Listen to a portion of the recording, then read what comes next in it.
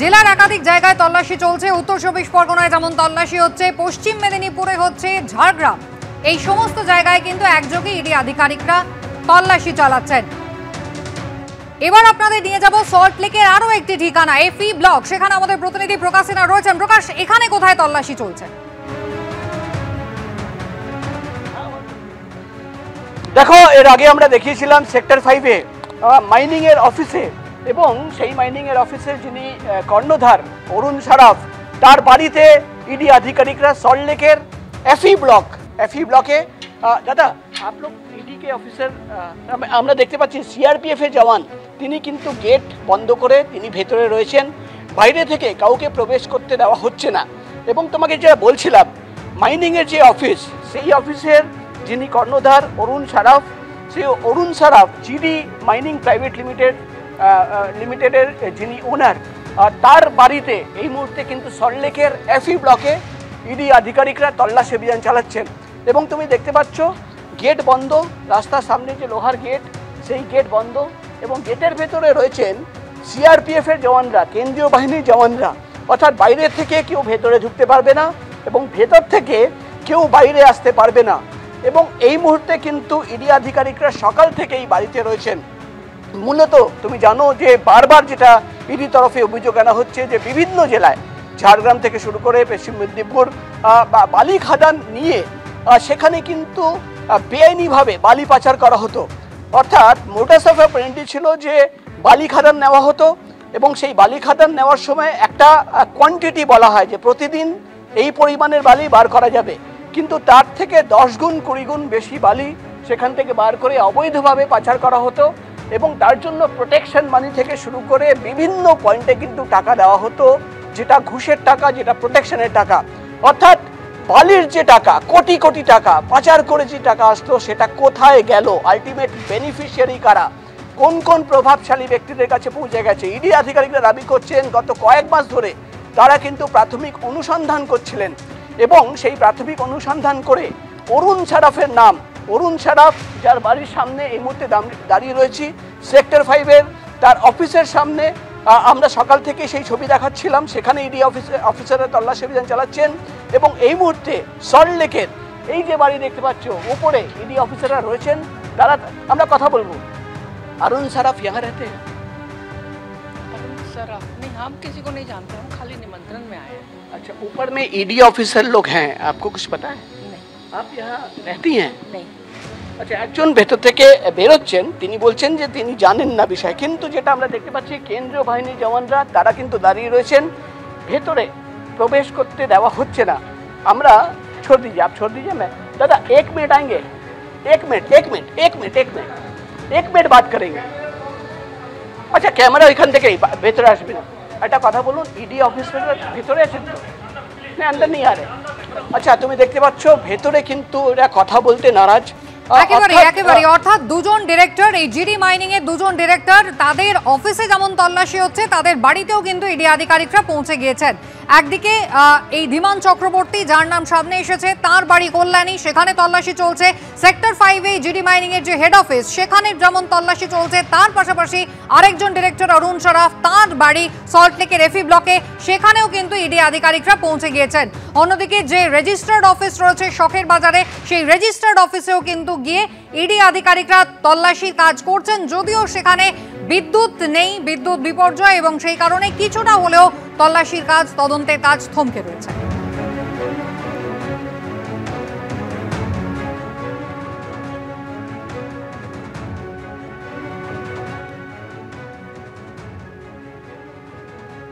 একদিকে আপনারা দেখলেন শখের বাজারে, যেখানে রেজিস্টার্ড অফিস, যেখানে তল্লাশি চলছে ডিরেক্টরের অফিসে, আর অন্যদিকে যে হেড অফিস রয়েছে অর্থাৎ সেক্টর 5, সেখানেও কিন্তু পৌঁছে গিয়েছেন ইডির আধিকারিকরা।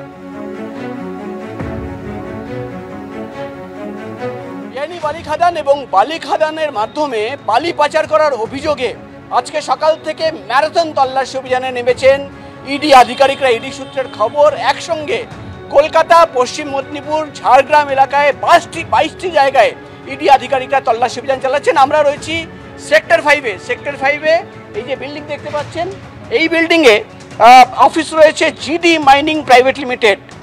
অরুণ সারাফ বলে একজন ব্যবসায়ী, তার এই সংস্থা, এবং এই সংস্থার অফিসে ইডি আধিকারিকরা তল্লাশি অভিযান চালাচ্ছেন। ইডি সূত্রের খবর যে ঝাড়গ্রাম, পশ্চিম মেদিনীপুর একাধিক জায়গায় বালি খাদান নিয়ে সেখান থেকে কিন্তু বেআইনিভাবে বালি পাচার করা হতো, অর্থাৎ বালি যতটা বার করার কথা সেখান থেকে বেশি পরিমাণে বালি বার করা এবং সেটা পাচার করা, এবং তার জন্য একটা জাল নথি তৈরি করা, জাল বিল তৈরি করে সেটাকে কিন্তু আইনিভাবে দেখিয়ে দেওয়া। সব মিলিয়ে কিন্তু যেটা ইডি সূত্রের খবর যে তারা কিন্তু একটা সিন্ডিকেট যারা অপারেট করতো সেই সিন্ডিকেটের সদস্যদের খুঁজছেন, কিভাবে কোটি কোটি টাকা বিভিন্ন জায়গায় পৌঁছে গেছে, কিভাবে কাদের প্রোটেকশন মানি দেওয়া হয়েছে সেটাও কিন্তু খুঁজে বার করার চেষ্টা। সব মিলিয়ে কিন্তু সকাল থেকে 22টি জায়গায় ইডি তল্লাশি অভিযান একসঙ্গে, এবং মূলত কোন কোন প্রভাবশালী ব্যক্তিদের কাছে টাকা পৌঁছে যেত, কিভাবে প্রোটেকশন মানি দেওয়া হতো, একসঙ্গে এই বালি খাদান এবং বালি পাচার নিয়ে সকাল থেকে ইডি তল্লাশি অভিযান, একাধিক ব্যক্তিদের জিজ্ঞাসাবাদ করা হচ্ছে এবং প্রচুর নথি ইতিমধ্যেই বাজেয়াপ্ত হয়েছে। ক্যামেরাম্যান শান্তনুর সঙ্গে প্রকাশ সিনহা, এবিপি আনন্দ, কলকাতা।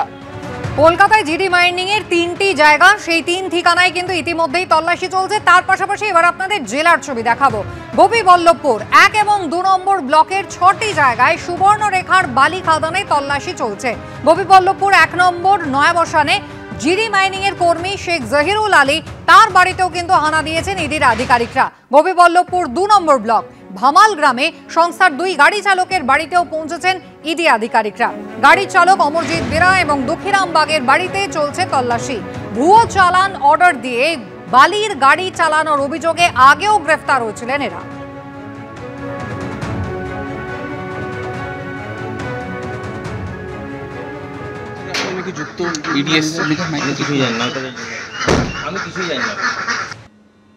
সন্ধ্যের আকাশে রূপলি ম্যাজিক, আকাশ থেকে উধাও হলো চাঁদ। পূর্ণগ্রাস চন্দ্রগ্রহণ দেখল কলকাতা সহ গোটা ভারত। 82 মিনিট পূর্ণগ্রাসে রইল চাঁদ। একই সঙ্গে দেখা গেল ব্লাড মুন। দূরবীনে চোখ রেখে দেখা গেল শনিকেও। ভাদ্রের পূর্ণিমা রাতে ফের বিরল মহাজাগতিক ঘটনা, পূর্ণগ্রাস চন্দ্রগ্রহণ এবং ব্লাড মুন এক আকাশে। কলকাতার পাশাপাশি গ্রহণ দেখা গিয়েছে বিভিন্ন জেলাতেও। রবিবাসরীয় আকাশে গ্রহণ শুরু হয় রাত 9টা 57 মিনিট থেকে। পূর্ণগ্রাস গ্রহণ লাগে রাত 11টায়। রাত 12টা 22 পর্যন্ত পূর্ণগ্রাসে ছিল চাঁদ। পুরো 1 ঘন্টা 22 মিনিটের জন্য আকাশ থেকে কার্যত অদৃশ্য। 82 মিনিট পূর্ণগ্রাসে ছিল চাঁদ। এর আগে 2022 সালে 8ই নভেম্বর পূর্ণগ্রাস চন্দ্রগ্রহণের স্থায়িত্ব ছিল 1 ঘন্টা 27 মিনিট। শুধু পূর্ণগ্রাস চন্দ্রগ্রহণ নয়, আরও বিশেষত্ব ছিল ভাদ্র পূর্ণিমার। এদিন এক আকাশে দেখা গিয়েছে ব্লাড মুন। এই যে পুরো ব্যাপারটা ঘটছে, এটা অ্যাকচুয়ালি র্যালেস এফেক্ট আমরা বলতে পারি। আলোর যে বিভিন্ন রং, তো সূর্যের আলোর, তার মধ্যে লাল আলো তরঙ্গ দৈর্ঘ্যটা আমরা যে খালি চোখে দেখছি সব থেকে বেশি। সেই লাল আলোটা এখানে মেনলি বিচ্ছুরিত হয়ে আমাদের চাঁদের গায়ে যখন এই এক্লিপসটা ঘটছে। পূর্ণগ্রাস চন্দ্রগ্রহণ দেখানোর বিশেষ ব্যবস্থা করে কলকাতার Birla industrial and technological museum. মহাজাগতিক ঘটনার সাক্ষী হতে সেখানে হাজির হন ছাত্রছাত্রী থেকে বয়স্করা। টেলিস্কোপ ওইখানটায় ভালো।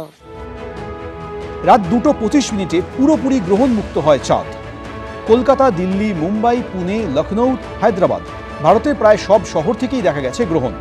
এশিয়ার পাশাপাশি অস্ট্রেলিয়া, আফ্রিকাও সাক্ষী হয়েছে মহাজাগতিক এই ঘটনার। কোথাও কোথাও অবশ্য বাদ সাধে মেঘ।